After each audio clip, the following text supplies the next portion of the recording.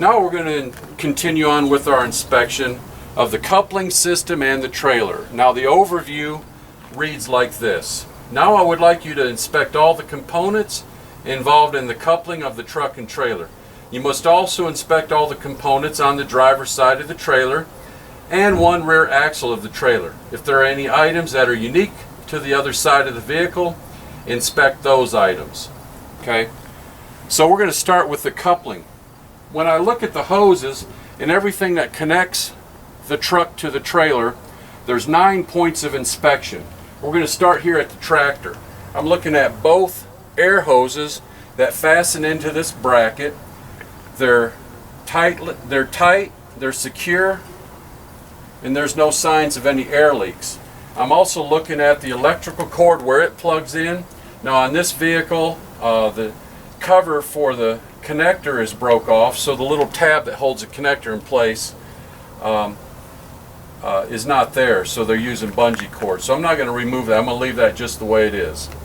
Next, I'm going to inspect the electrical cord itself.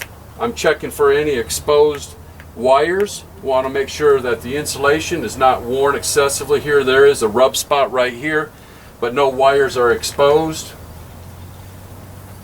The insulation is not cracked.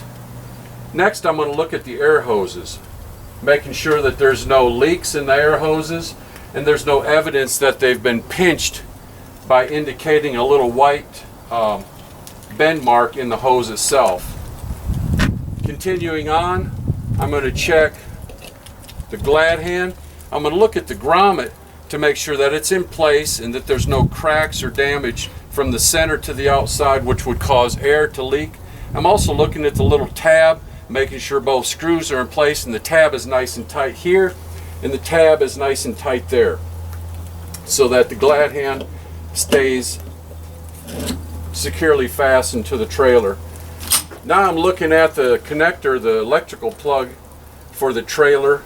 I'm looking at the holes to make sure there's no foreign debris in there, and then take a look at the pins to make sure all the pins are in good order, and that when you plug the electrical connector in, that the cover has a tab that holds the plug in place.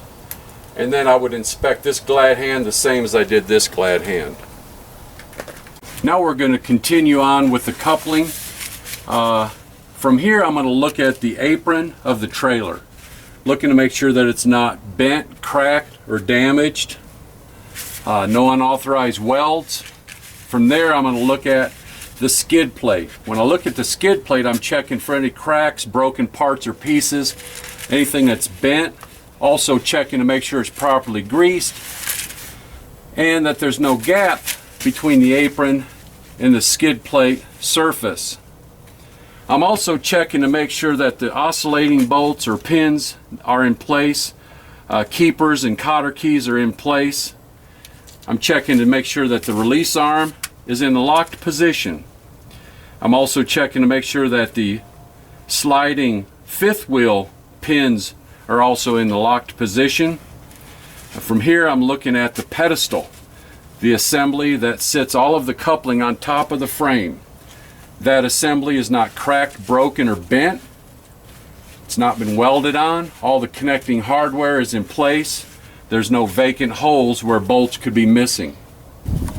Continuing on with the back part of the coupling assembly, I look at the locking jaws that are around the kingpin. They are locked and secure. And also looking at the kingpin, it is true and straight. It doesn't look like it's bent or damaged in any way.